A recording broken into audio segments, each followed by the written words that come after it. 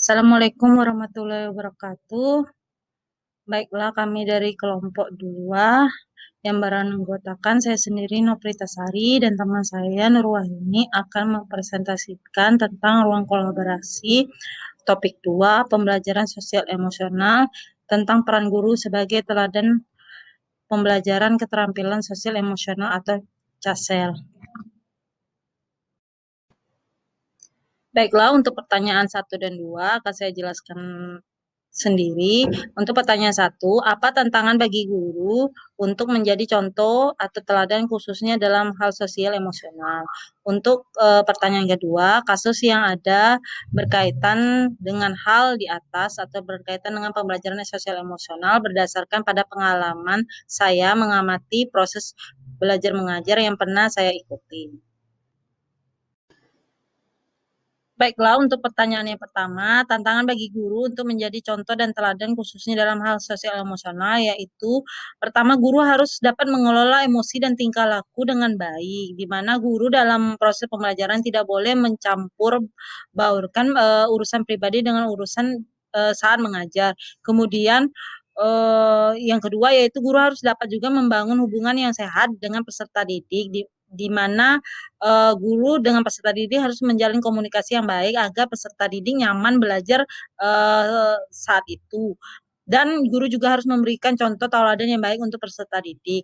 Yang ketiga yaitu guru harus dapat melihat keterlibatan peserta didik dalam pembelajaran secara utuh, baik itu psikologis maupun jasmaninya. Yang keempat yaitu guru harus membantu dan membimbing peserta didik dalam mengelola emosi mereka, sehingga peserta didik dapat mengelola emosi dengan baik, juga berhubungan dan menjalin komunikasi yang baik dengan teman-teman sejawatnya. Kemudian yang terakhir, guru harus mampu mengambil keputusan yang tepat dalam menyelesaikan permasalahan dalam pembelajaran atau dalam melakukan evaluasi dan penilaian. Sedangkan kasus yang berkaitan dengan pembelajaran sosial emosional, berdasarkan pengalaman saya mengamati proses belajar mengajar yang pernah saya ikuti, yaitu pertama, guru harus lebih guru mengalami kesulitan menghadapi peserta didik yang memiliki kemampuan yang sangat rendah dalam belajar. Guru juga kadang kurang adil pada setiap peserta didik sehingga timbul perasaan iri dan ingin diakui oleh beberapa peserta didik.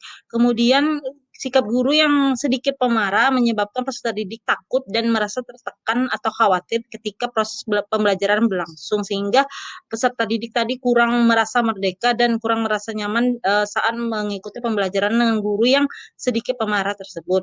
Kemudian guru kadang-kadang juga tidak konsisten, di mana guru kadang menilai tugas-tugas yang dikerjakan oleh peserta didik dan kadang-kadang juga tidak. Kemudian ada juga peserta didik yang kadang-kadang meremehkan gurunya karena guru itu beberapa kali salah konsep dalam memecahkan masalah atau menjelaskan suatu konsep pembelajaran. Yang terakhir itu proses belajar mengajar masih didominasi oleh konten akademik dan kurang penerapan pembelajaran sosial emosionalnya.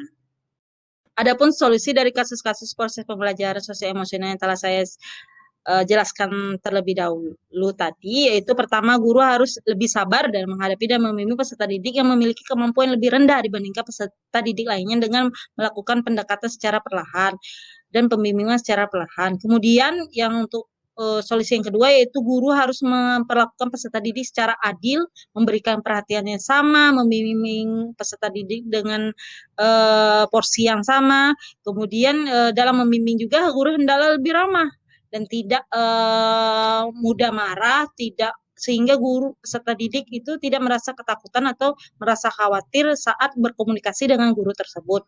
Kemudian guru hendaklah juga tegas, disiplin, dan menunjukkan kewibawaan ketika ada permasalahan dalam pembelajaran sehingga guru tidak dianggap remeh oleh peserta didik.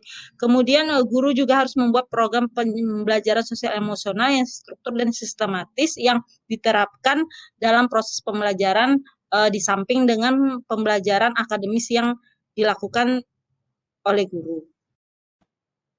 Untuk pertanyaan nomor 3 dan 4, yang nomor 3 yaitu Bagaimana sekolah bisa mendukung pembelajaran sosial emosional? Kemudian apa saja tantangannya bagi sekolah?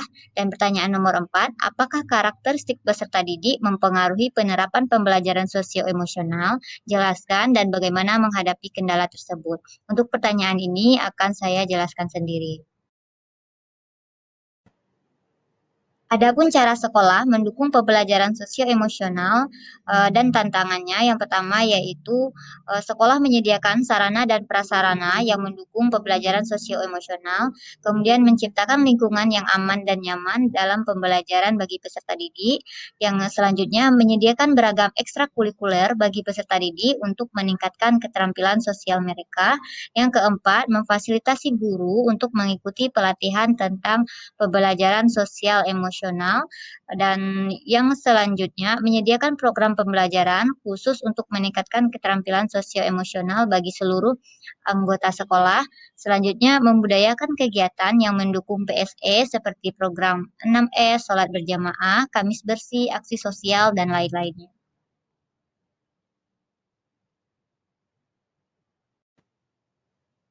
Tantangan bagi sekolah dalam penerapan PSE yaitu yang pertama memerlukan biaya untuk penyediaan sarana dan prasarana yang cukup besar, kemudian rendahnya pengetahuan guru terkait dengan pembelajaran sosio-emosional, selanjutnya lingkungan pembelajaran belum sepenuhnya aman dan nyaman, terakhir perlu konsistensi tinggi dalam menerapkan program PSE ini sendiri.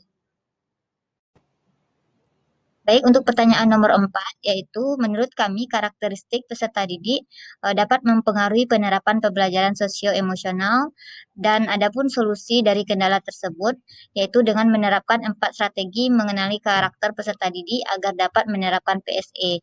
Yang pertama, mengenali karakter peserta didik. Karakter peserta didik yang tampak antusias dan mudah beradaptasi. Yang kedua, karakteristik peserta didik yang cenderung berhati-hati namun santai seiring waktu. Yang ketiga, karakter peserta didik yang lambat beradaptasi serta rentan dan mudah emosi. Selanjutnya, mengamati proses pembelajaran, baik komunikasi peserta didik, proses berdiskusi, proses berpendapat, ekspresi peserta didik, dan lainnya. Kemudian yang ketiga, komunikasi dua arah untuk mengetahui sudut pandang dan perasaan peserta didik dalam pembelajaran. Baik, sekian presentasi dari kelompok kami terkait 4 pertanyaan mengenai pembelajaran sosio-emosional. Assalamualaikum warahmatullahi wabarakatuh.